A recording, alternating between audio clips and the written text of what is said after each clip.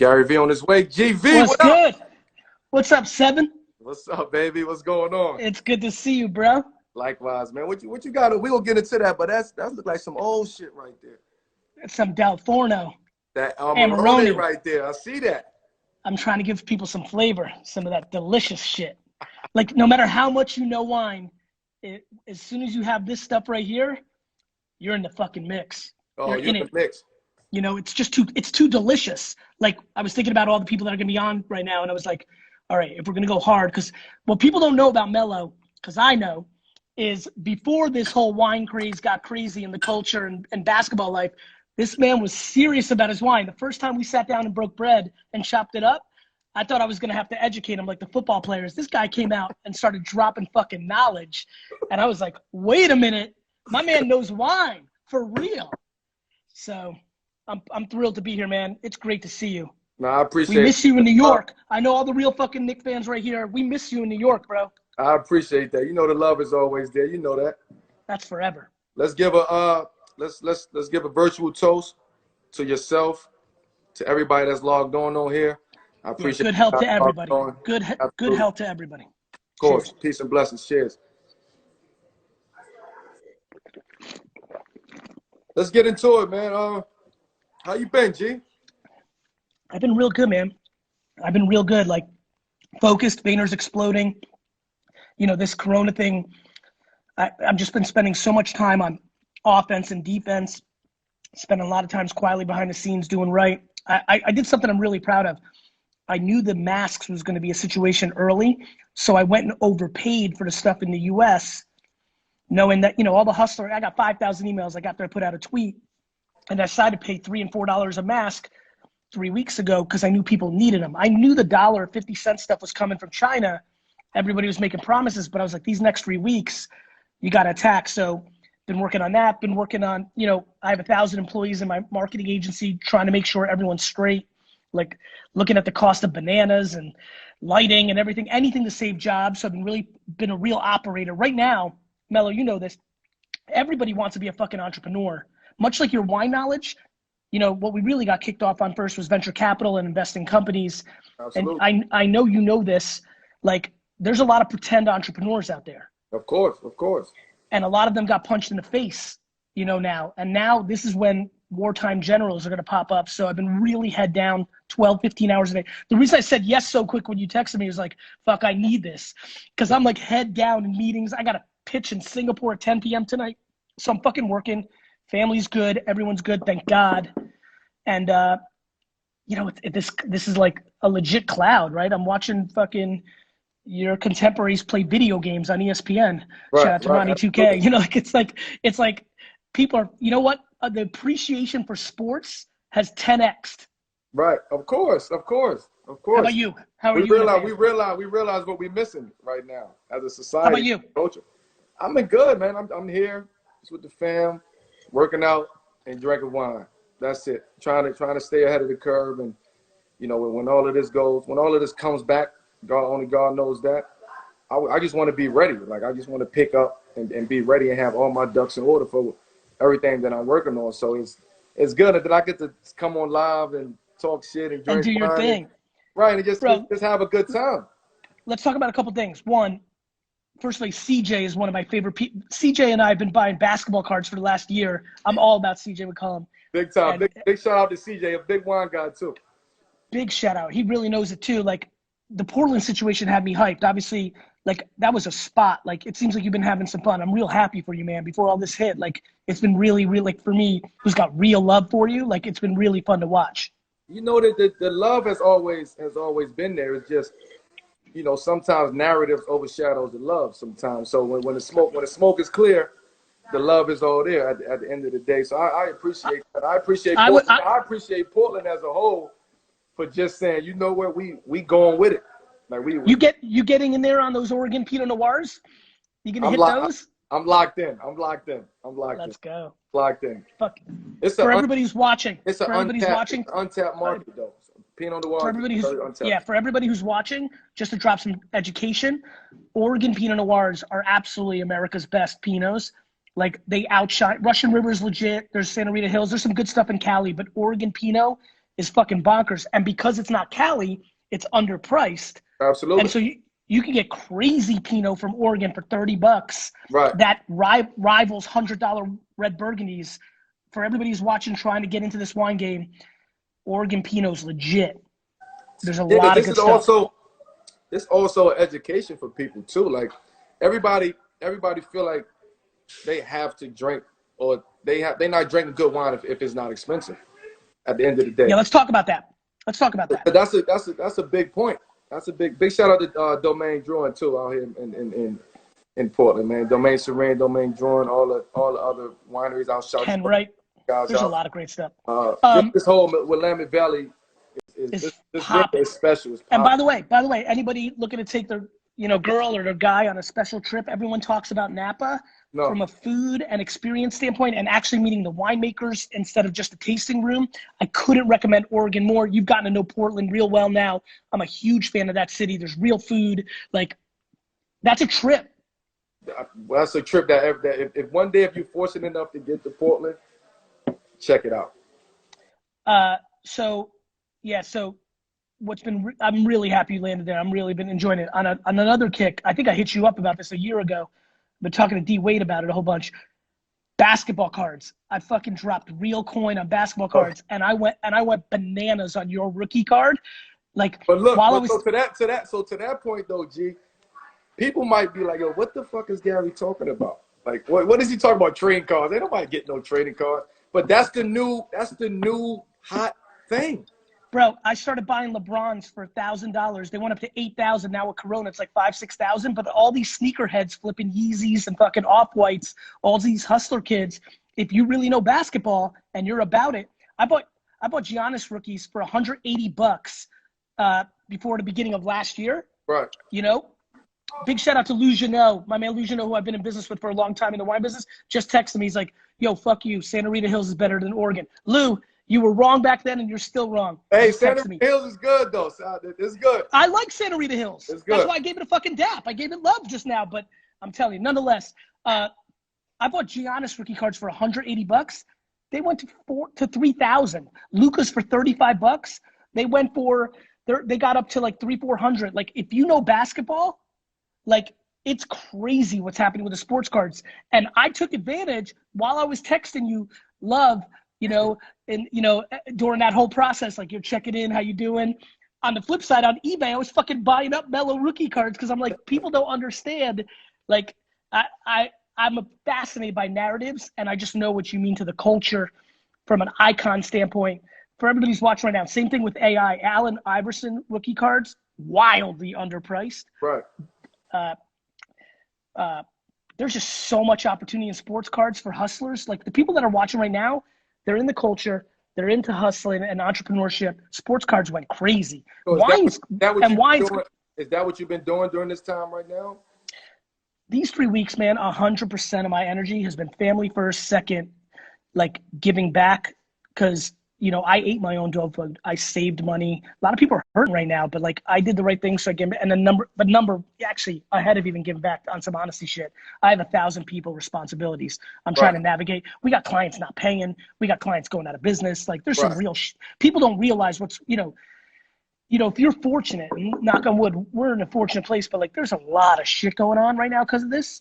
And it's a short-term thing. So there's gonna be a lot of opportunity too for all the entrepreneurs. There's a lot of opportunity. Absolutely.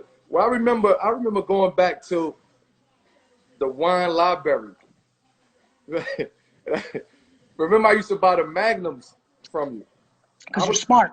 You stole those. You stole those. Knowing we were gonna do this, I look back at your account, I'm like, this motherfucker stole us. Bro, listen, I'm gonna say it right now, this is an opportunity to say it publicly. There is not, you already know if you're in here, there's just not a lot of Melos on this earth. You know why? When this man came back, everybody lost their fucking mind. It's the same reason, let him rest in peace. A year ago, I lost one of my best buds, Nipsey Hussle. It's the same reason. Absolutely. It's the same reason. Everybody hit me up because they knew so many people hit me up, Melo, like, because everybody, when the passing happened, went crazy. And I don't think a lot of people, if you don't, there's levels to being in the culture. Right. If you weren't, a lot of people didn't realize what Nip meant. And in a lot of ways, bless his soul, like in a lot of ways, in a weird way, you remind me of him in a way. Like, I don't think people understand what kind of fucking human being you are.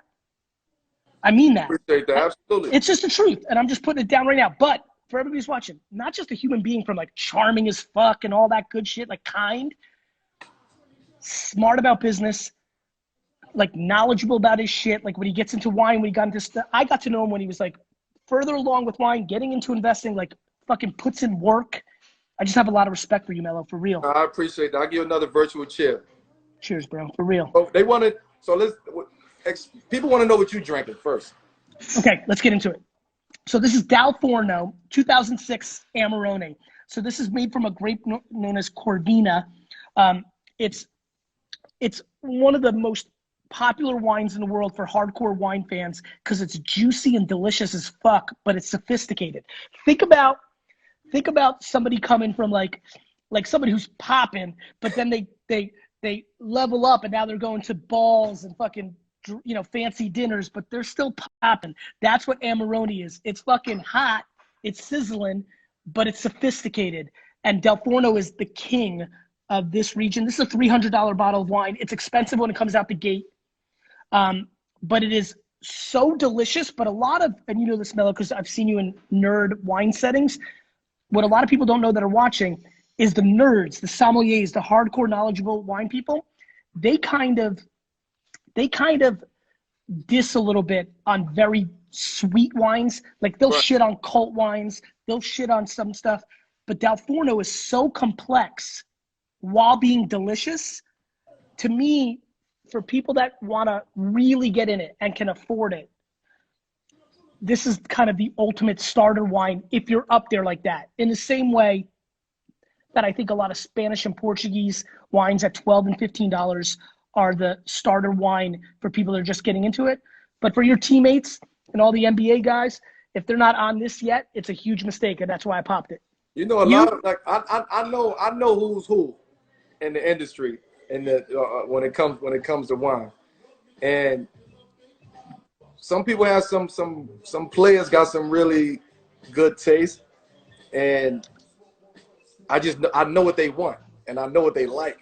And so for me, I try to put myself in their shoes and see why they like that wine. Like everybody has their own particular, you know, varietal that they fuck with. So for me, I'm all across the board. Like today, I'm drinking. The other day, last month I had a Chablis white wine. I don't even drink white wine at all. I fuck with Chablis heavy. By the way, for everybody who's watching, Chablis white Burgundy, it's 100% Chardonnay. In Europe, they name it where the wine comes from. In America, we name it based on the grape. So in America, it's called Chardonnay. Peter Michael, Talbot. People don't even know that. Like, so I know. I came on to fucking educate, Melo. We drinking Chardonnay at the end of the day. You know what I'm saying? Mm-hmm. You thinking you drinking something else, but at the end of the day, you drinking a good Chardonnay, a high price Chardonnay. So show us what you're drinking. And big shout out Ryan Harwood. Of course, I got a 99 Henry Bonneau Chateauneuf du Pape. Beast. You like Chateauneuf du Pape? I love it. I'm a big fan. That's the you know how you are with how you was with trading cards and Twitch and all of that shit. I'm telling everybody right now, Chateauneuf du Pape is the it's underpriced. It's the new region. I don't. I'm a Bordeaux Burgundy guy to the death, but Chateauneuf du Pape is the new hot thing on the block. That's a new hot region. I'm saying it right now, and I'm putting my name on the line with it. That's the new hot region. To me, the two things that are the most underrated, because back in the day when I was doing wine, so everybody's watching, I used to do a show, Wine Library TV on the internet, 2006 YouTube, early shit, and I was talking about red Burgundy. It was so underpriced compared to Bordeaux. And then in Melo's era, when he got into it, that shit skyrocketed. It became more, it was literally like this. Bordeaux was here, Chateau Lafite, Chateau Margaux, and crazy red Burgundy, you know, was down here. And it just went like this. And I think the two places that are underpriced in the wine world, number 2, Chateauneuf du Pape. I think you're on it. For and sure. By the way, There's $30 Shout Up to Pop. Big shout out to Brandon Warnicki, who runs Wine Library. He's obsessed with Shout Up to Pop. I literally made fun of him today and said he had a Shout Up to Pop tattoo. But I do think the number one underpriced next thing to go up is Barolo. Yeah, I think so. Especially after everything that's going on right now. Schneider Mike. Yeah. Once everything comes back. Barolo. Do you know why? It's super basic. It's supply and demand. For everybody who's watching who's been on the card kick with me, the reason people really fuck with wine, who are like us, is it goes up in value and you can drink it. Like my LeBron rookie cards exploded, but I get to look at them. Right. This shit, can go up 5, 10, 50 times in value over a 10, 20-year period, but you can pop it. So what would you say to, because most of the people that's out there are not going to spend $100 on a bottle of wine. No. Right. That's like very high end to a lot of people. Yep. Like what are you saying to them as far as people who like to spend 10 to 40, right? And yeah. So that's $50, $60 bottles of wine. That's expensive. That's already expensive. To me, you see the new wave, not to cut you up, but you see the new wave now, right? You see canned wine, you start boxed wine, like you starting to see different types of wine that's out there. $7 wine, $11 bottle of wine. Talk to those people, because everybody that drink what we drink, they know what we're talking about. The people 100%. The people that don't understand what we're drinking, they sit back, they drinking what somebody might be Stella Rosa, right? Right. Yellowtail, Santa Margarita, right. Kendall Jackson, Josh. Right. Yeah, let's talk about it. Let's break it down. I appreciate you giving me the floor on this because this is my passion. That's educational. That's educational. Honestly, I'm bringing this because I got to keep up with you, my man. Like, I'm with you. Let's get into the trenches. So a couple things. Number one, there's a really interesting thing in wine if you're trying to get into wine. First and foremost, you got to drink different shit. People find a wine they like and then they drink it forever. There's people that literally like a fucking rosé and they'll drink that fucking Whispering Angel like it's got the fucking cure inside of it.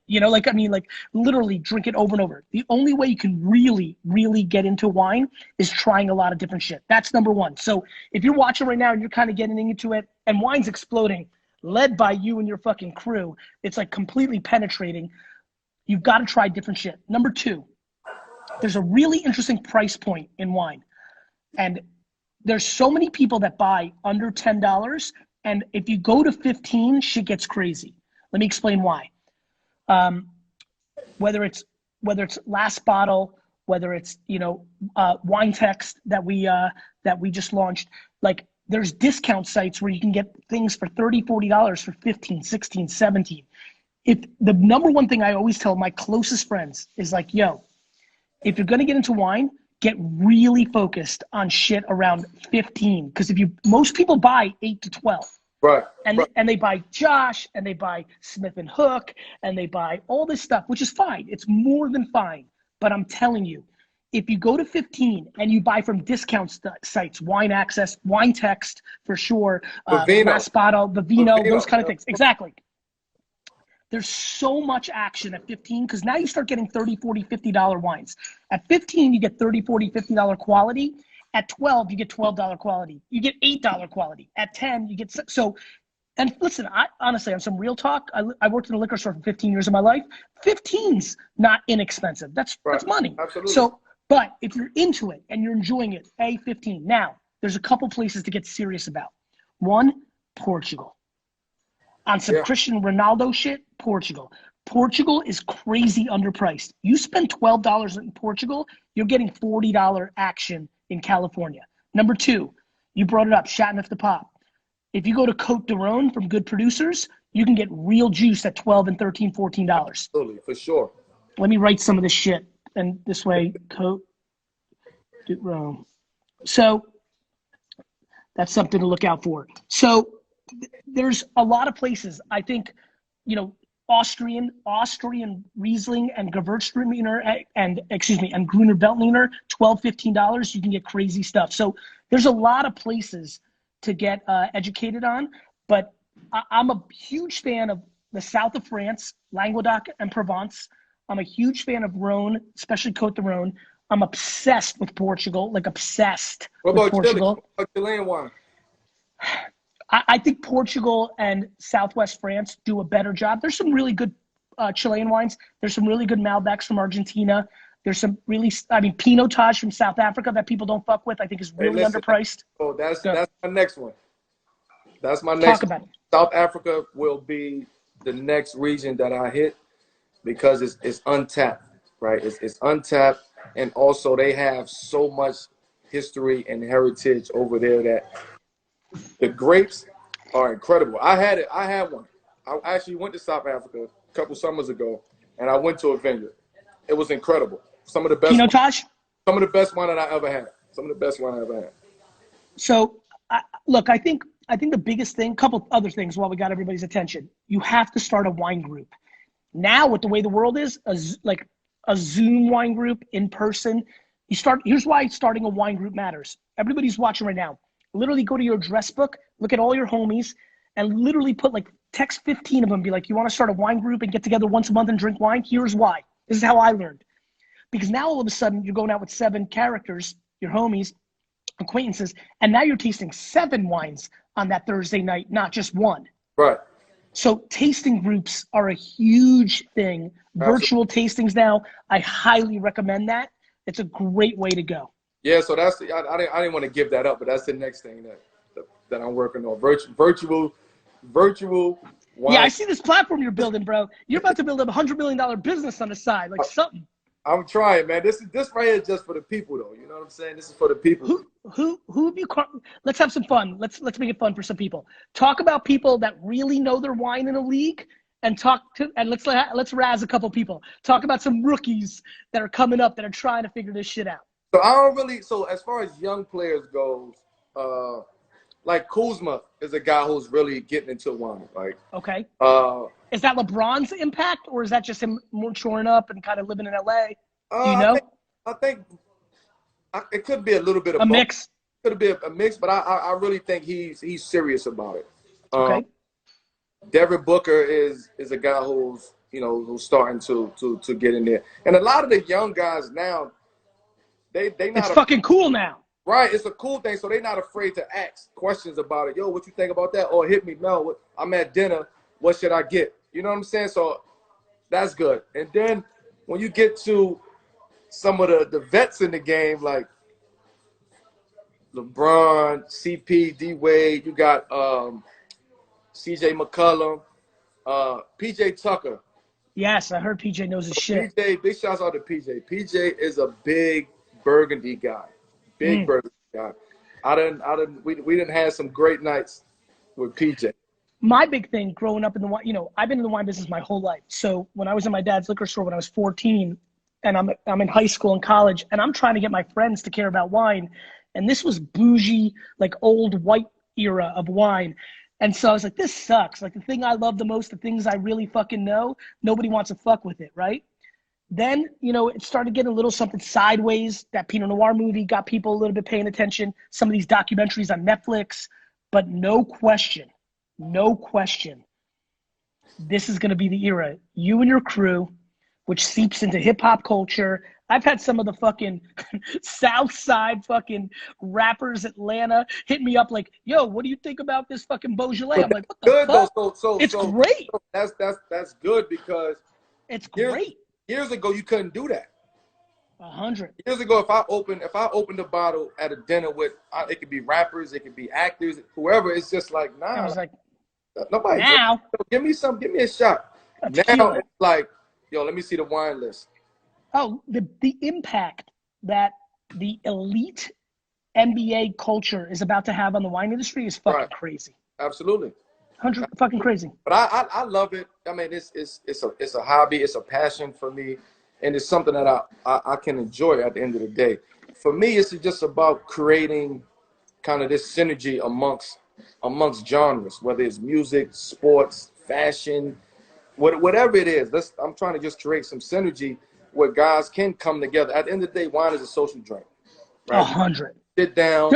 The best. Some of the best nights of my life are 12, 13 guys and gals, 12 bottles of wine, and that's talking bigger than any party. That's better than any party. Actually, let me hit you with something.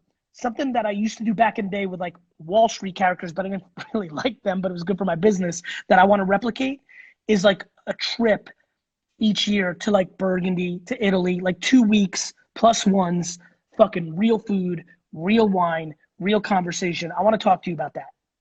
Let's do it. I'm available. That's not, except I don't know what your off season's gonna be. I think you fuckers are gonna play all summer this year. We have no idea what's going on at the moment. Nobody does. Nobody does. But Adam, I trust Adam so much. We can communicate that. That's for sure. That's for sure. Let me ask. Let me do something real quick. It's like rapid fire. Red or white? Red. But bubbles over that. I drink champagne like fucking crazy. And by the way, not Cristal, not bubbles over red. Not Cristal, not Ace of Spades. Shout out to the GOAT. Not fucking PJ, not even Krug. I go super nerdy grower champagne, shit that nobody's ever heard of. Small as fuck, rarely get to the US. Terry Thies is normally the importer. $50 to $80 stuff that fucking crushes $300 stuff when I go blind paper bag. I roll into wine tastings, Mel, because I really know my shit. And I say, fuck this. No more labels. Let's not be pretentious. Let's brown bag and see what we like. And all of a sudden, everyone's like, oh shit, I didn't like Ace of Spades or Cristal as much as I thought. It was this Henry Taillé. Like, it's small fucking producer shit. I fuck with bubbles. All right. Full body or light? I'm a medium. I went right in the middle. I'm not answering. I love medium body wines. That's why I love Barolo. That's why I love Burgundy. That's why I love whites. That's why I love champagne. So I tend to be, even though this is full body as fuck. If this bottle started twerking, bro, if this bottle started twerking right here, everybody lose their fucking mind. Like, this is thick. Okay. But like, normally I'm a medium body guy. So you answer my next question. Sweet or dry? So you obviously love dry. Dry. Okay. Regional or international? Meaning US or international? Yes. My palate probably skews a little bit more international, but I fuck with America heavy, and there's a lot of great producers, and they've started calming down their sweetness and over the topness, and I'm serious about that. You like mulled wine or sangria? I'm more sangria because I like 3 a.m. in Spain. Or Puerto Rico. Yeah, I'm thinking back to business meetings. Those fuckers, when I would go, like, they're like, all right, Gary, welcome to Spain. We're going to taste wine. We'll pick you up at midnight. I'm like, what? Like, when I was a kid, I was like, that was the best. $2 Chuck or box wine? Box wine. $2 Chuck for 3 years there was crazy. Yeah, I remember. But there was so much glut of wine. And then once that went away, the quality decreased. But premium box wine right now has some real juice. That's a big business right now. Big business. That's one of the fastest growing businesses that's out there. Yeah, listen, wine is a really good business to be in right now because it's very obvious that it's about to get way more culture relevant. Did you see Uncorked on Netflix, the movie? Of course. I mean, like if as a kid that grew up like super urbaned out, like super into this, the thought that there'd be a fucking wine movie at all next in urban African American culture, you could have sold me anything. Like, I can't believe that tells you where we're going. The trajectory of this is 100%. That's where 100%. Big shout out to Jordan Fuller, Vayner Sports, Ohio State. What's good? Yeah, let me give a couple shout outs to some people on here real quick as we sip. My shit is going a little slow. Hey, Mello, did I sign you up for seller text? Do you know this whole thing I'm doing on text? No, you didn't sign me up for that shit. I fucked up. So yeah, you did, big time. I did. Okay, I'm gonna text you afterwards. Like, I can't believe what's going on. Today we sold 300 cases of a Washington State 95-point Jeb Dunnick wine that was $65 on everywhere over the internet. We sold it for $29. A year ago, I was with my dad in Italy. We're just having a glass of wine, and he looks at me and goes, so let me get this. My dad's old school. Born in Russia, doesn't fuck around. I built a huge business for him. I left. I started mine. What's up, baby? Just give it a shout out. Go ahead. Keep going. Go ahead. Big shout out to my dad, Sasha. He looks at me on some gangster fucking Russian mafiosa shit. He just looks at me. He goes, out of nowhere, we're having a good time laughing. He goes, let me get this straight. You're helping all these companies build their business and you can't help your fucking father, which I got real mad because I took his business from 3 to 60. His business. I left with nothing. I had to start over. But I looked at him and I said, I got you, Dad. And in that week, I invented this thing called Wine Text. I'm going to text it here because everybody should sign up for this shit. It's literally crazy. Think like Groupon. It's like Wine Access. But straight up, I think it's better because I'm fucking behind it and I'm fucking curating back then. But on some real shit, it's crazy to watch people. Oh, this is more that. You send me that. You send me that. I just got. Bro, you need to sign up. Yeah, you send me that. On some real shit, you need to sign up. What you need to sign up, everybody watching needs to sign up for Wine Text. You need to sign up for Seller Text. That's the super high-end version of it. I'll send you that link. I need that. Hold on, let me just type something. Yep. Del Forno Amarone for people asking what I'm drinking. 2006. I'm drinking a 99 Chateauneuf de Pop for everybody asking. Nate Robinson in here, Harrison Barnes. I love those two. Harrison, we gotta get your 2K game up, bro. I watched you the other night. Big shouts out to El Buffalo Blanco, my partner. Shout out to Stuart. Stuart's the best. Stuart G. Stuart's the best. It's a lot. I saw Waka Flocka in here. Big shouts out. I did too. I saw trying to talk that Forex. He's the best. He's the best. That man's energy is so popping. Chris, wow. I see you put a Apothic Red. By the way, we can do this for a minute. Let's do a high round. Everybody who post the wine that you're drinking that you love, and we'll try to give you a recommendation. Absolutely. I saw Apothic Red. There's a lot of red blends at $12 that you need to check out. Really look at Paso Robles. There's a ton of stuff going on down there. That's a great region too. Really undervalued. Yeah, it is. It is. Some great ones. Mello, remind everybody how you got into wine. Miss you, Alessandro. I got into wine back in 05. I had no idea what the hell I was doing. I was just I'll be at dinner. I wasn't getting private rooms and shit back then. It was just of course sitting at the on bar. That rookie contract. I was just coming into the game. I used to go to restaurants, sit at the bar, and just ask for a glass of wine. Whatever was back there. Why'd you even say a glass of wine at that point? Because I felt like that was a cool thing. Like, you know what I mean? I felt like it was a cool thing. An ambitious thing. Right, it was just ambitious. I'm sitting at the bar. I want to. In Denver, or on the road, anywhere. I was in Denver, so I started in Denver, and then I used to go to Sacramento, and out there I had one particular wine spot that I used to go to get all my wine, and I wound up collecting like 05, Dominus, E2, Paul Meyer.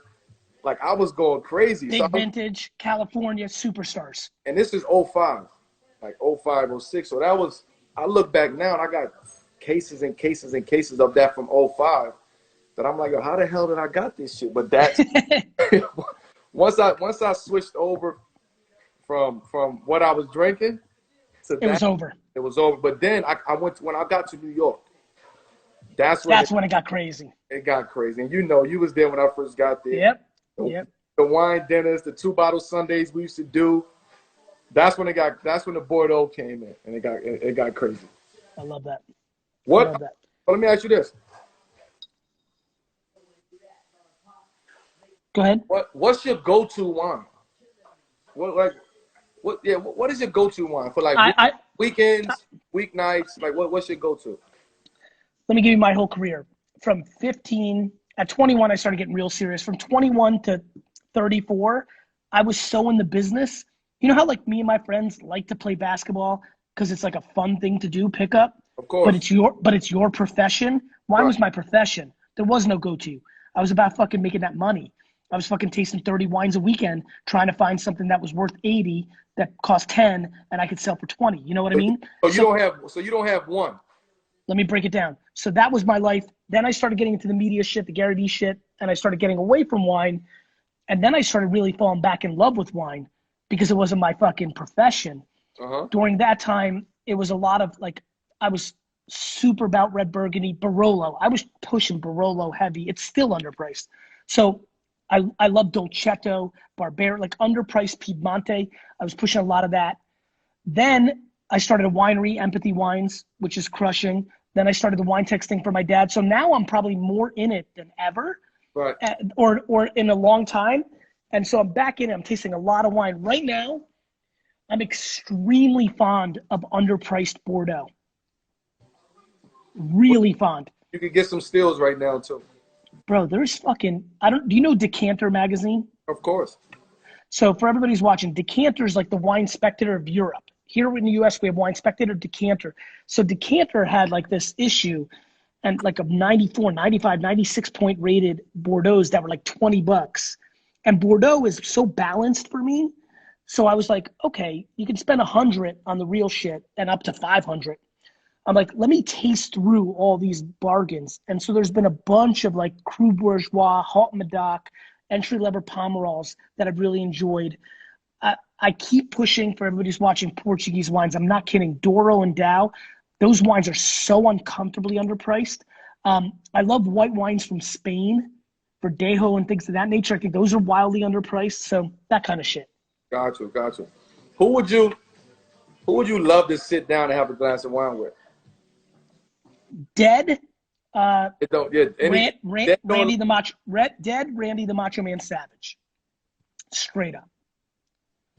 You think he would have had a glass of wine with you, or he'd have had like 100? I would have convinced him. Like a tall glass of beer or something. I would have tricked him. And alive, Roddy Rich right now. Big shout out. Compton, let's go. I think, listen, for me, it's like anybody that's passionate about wine, whether they have one follower or they're on top of the world like Rich, like there's so many interesting people out there. That's why I love this social media game and I loved it from the get. Whether you're mellow or whether you get focused right now in the comments. Like to me, you know, it's just like they told me to get focused. That's it. They told me to get focused like I could go run up and down the court. I work out every single day. Every single day. That's like my day don't go right if I don't work out because let me have a little fun for everybody. Who was the toughest defender on you early in your career? Let's talk first 5 years. If you think back and you're like, fuck, this guy. Well, for one, it was teams because team back then, like it was team defense. Like teams was setting up to stop you. So you had to beat a team. So once you get past that, then it was some individuals like Meta World Peace, for an example, right? And because of his intensity. And I say that because you couldn't fuck around with him. Like you had to go. Like you wasn't like I'm gonna take my time. I'm gonna get into the game. No, you had to from the jump. Speed. He was fast. He was quick. He was big. He was strong. He was 6'8". So it was like it became for me more mental than physical. How can I beat him? What can I do? Then you had like when we took Frederick Weiss. When we took Frederick Weiss over him, I literally cried. Literally. We had like you had like. I hate doing this shit, Gary V. But you do? You had like Bruce Bourne, who was a veteran. He was a veteran player on a veteran team. Great defender, great team defender. So you had to deal with that. Then you have you just had teams that had to stop you. But I always had problems early on with smaller guys. Interesting. Because the refs would let them get away with certain flop. You know what I'm saying? Touch. Back then, because you were such a beast, bro. You were so much bigger. Flopping wasn't in the game back then. There wasn't no flopping. So if you banging with somebody in the post, they bang it back with you. So it wasn't no flopping. So whoever is strong enough and physical enough to get that position, that's what was. Mello, who got flopping popping? Who got flopping popping? I want to know from the legend himself. Who put it on? I don't even know when that shit came in the game. Flopping, you just turn around and it's like, oh shit, he's flopping. And then once the NBA said, "Oh, we fining you for flopping," that's when I knew shit was over. When you get fined for flopping, you know shit is over. Who's an underrated teammate of yours? Who's an underrated teammate? Yeah, give some love. Ooh. My Denver days, underrated teammate would be Kenya Martin, Big Mark, Marcus Camby, big time. For me, like J.R. Smith, right? And I say that, I say J.R. because a lot of people don't know J.R. the way that I know him. Like I know him from different experiences, playing ball, practice. So I have a different insight on him. Andre Miller was the most underrated teammate. He was a beast, bro. That I've ever. He could play, bro. That was a real point guard. He, as a teammate, you couldn't ask for anything better than him. And then as I started, move, I got to New York. Let me see. Jason Kidd. That was a fun team for us. When you guys beat San Antonio on the road, I lost my mind. I will never forget that. I think back about that shit now, and I look at the team. I'm gonna just name you a couple guys who was fucking 40 and over, right? You had Jason Kidd, Kurt Thomas, Marcus Camby, Kenya Martin, Rasheed Wallace, Metta World Peace. Like, that was the old crew. Pablo Prigioni, that was the old crew. You were like a youngster in there. And then you had myself. They called you Junior. They called me Youngin. That's what they was calling me. Then you had me, Shump, JR, Raymond Felton, Amari, Tyson, Steve Novak, Chris Copeland. Like, that was like, holy shit. So it was you had the older guys. That was fun. That was a fun time, man. Iman is so fucking charismatic. Oh, well, you think he built that in New York. He built that man. I feel like that guy's gonna win an Academy Award for no reason later in his life. For something. He's charismatic. He's creative as shit. What else? Y'all know you want to ask something. What else? Big shout out to Pete Rock though. Hey, Pete Rock. I saw Pete Rock. Hey, Pete Rock. I need my playlist ASAP, Pete. Yo, what do you think about these DJs and these battles at night on Instagram Live? The culture's popping on that shit. You watching this stuff? Yo, listen, I'm big shout out Timbaland. As you know, I'm a big fan of music, and people who know me know that's the best shit that's going right now. 100. But they doing it in a tasteful way, right? Because they're also educating. There's no loser at the end of the day, because if I got 20 hits and you got 20 hits. At the end of the day, they all hits, right? This is established.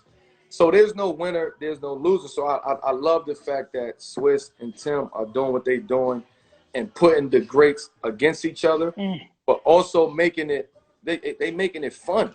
Like there's no you know what I love? It's all love. It's like literally the reverse of when I was in college when everything was hate. It's all love. But that's what being in these times do. It forces you to be creative, but also it forces you to have love and empathy for everybody. Big shout out to Empathy Wines, no pun intended. But you have empathy for everybody at the end of the day. So D Nice started it. D Nice did what he did. That was pioneer in this social media. And now what about social media for you? That's the next question. What are you about? Like, what do you like? Instagram, obviously. I'm still figuring it out because I want it to be authentic. I want it to be real, but I want it to be tasteful at the same time. I don't want. When are we gonna get you to crush TikTok? I need to see you on TikTok doing something legit. So I'm still figuring that out. Bro, you gotta go on there. My son is on TikTok. He's loving it. So I'm trying to figure out what is the right thing to do on TikTok. I got you. It's coming though. It's coming. Here's a question I've always wanted to ask you. I'm glad I remembered. What's the single best game you saw somebody else do on the opposite team in the history in your career? Playing like on the court at the same time? Yep, you at the same time. Like at the end of the game, you were like, "Wow, he put in fucking work tonight.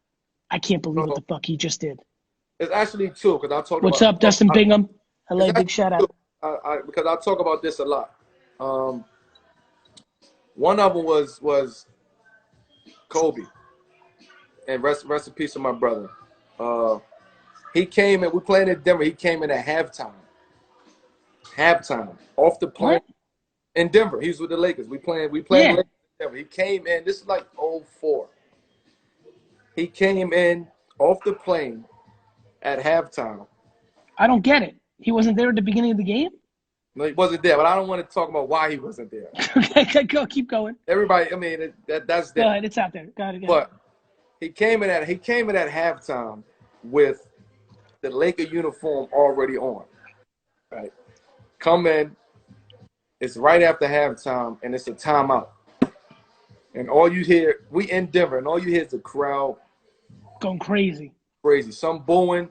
It's erupt. Some go crazy. Yeah. He come in. He wins the game. That was like the most incredible shit I've ever seen. I'm like, how the fuck he come off a plane with his uniform already, sneakers tied, like everything, and come in and win the basketball game for him. So that was one thing I watched. I played against T-Mac. That was the first time I ever seen somebody score 50 points. Ever. Like live. So for me to be a part of that, I know people like, yo, he gave Melo 50. No, he didn't give me 50. But he had 50 points. That's my point. And I've never seen nobody score the ball. He was an effortless scorer. For me, he's one of my favorites, but he's one of the most underrated 100% injuries of all time. 100%. The most underrated players of all time. Yeah, he gets trapped at different injuries are different. It could have been crazy for him. Yeah, it was that was somebody that I really like. I watch basketball. I watch it a lot. I'd rather watch certain people. Right? And he was one of the guys who I would watch when he played, I would watch him.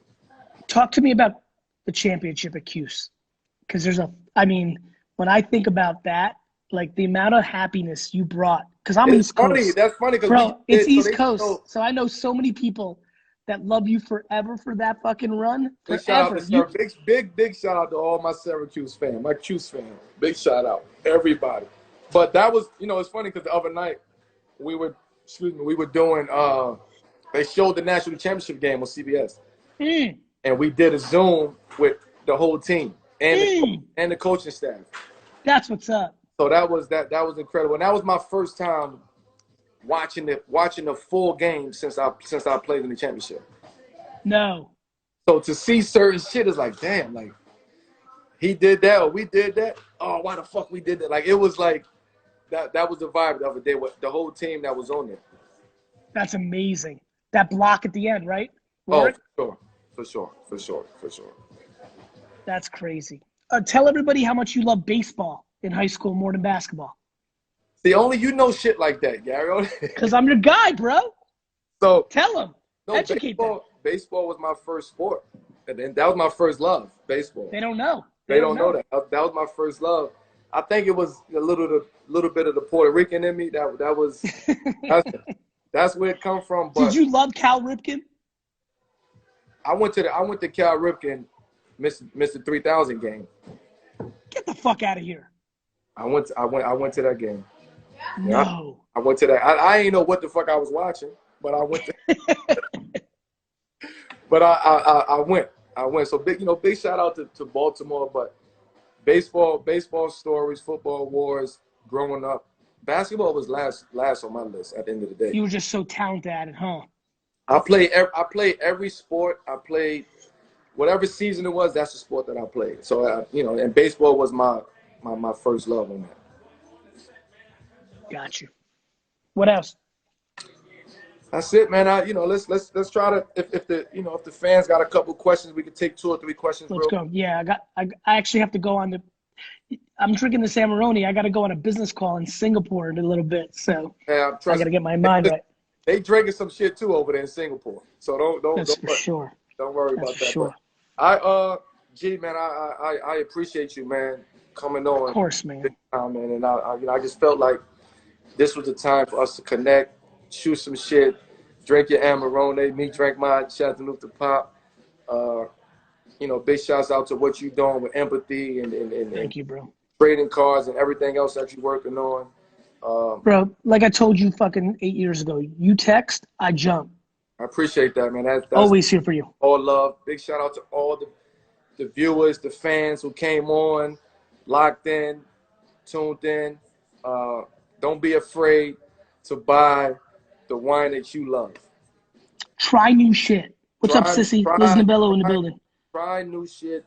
It don't have to be expensive. It could be within your price. $10. I'm sure you will find something that's incredible within your range. If not, you can always DM me. I'll give you some options. I'm about to start my own wine club. So Let's go. all of that. Yo, I'll call you tomorrow about that. I want to make sure. I want to cross T's and I's. Let's I do it. got you. Let's do it, man. So I appreciate you guys, the fans, the viewers, Gary, my fans, your fans. Till next time, virtual. Till next time, bro. To good health. Years. Till next, I love you, bro. What's in your glass? We don't know who we're gonna get, but we're gonna find somebody. If y'all know somebody that I should bring on here that y'all feel interested in, then I appreciate it. Big shout out to CP. I see CP just came on at the very end. CP. By the way, you came in on the very end, CP. By the way, Mello, you're gonna love this. At D Wade's Spades party this year, CP and his mom knocked me out of the tournament because I had a bullshit partner. CP's mom's a fucking gangster at Spades. Yeah, no, she knows what she's doing. Big shout out to Ms. Roberts. She knows what she's doing. And big shout out to Dustin Bingham in here who taught me Spades in fucking Mount Ida College in 1994, and then I fucking played for fucking 80 hours a day. Yo, I also want to give a big shout out to Amari. Amari started he has his wine in Israel. He's doing this thing over there. He actually sent me a couple. It's real kosher. It's real kosher. That's what he's about. That's what it's about, man. And I actually enjoyed the bottle of wine the other night. I actually sent him a picture, and he wrote me back. So big shout out to Stat. We miss you, Stat. You know, it's always love. But Gary V, thank you. I appreciate you, man. Hit me anytime. Everybody watching, thank you so much for your time. I'll text you. Peace to everybody. Peace to the gods. Thank you. Bye.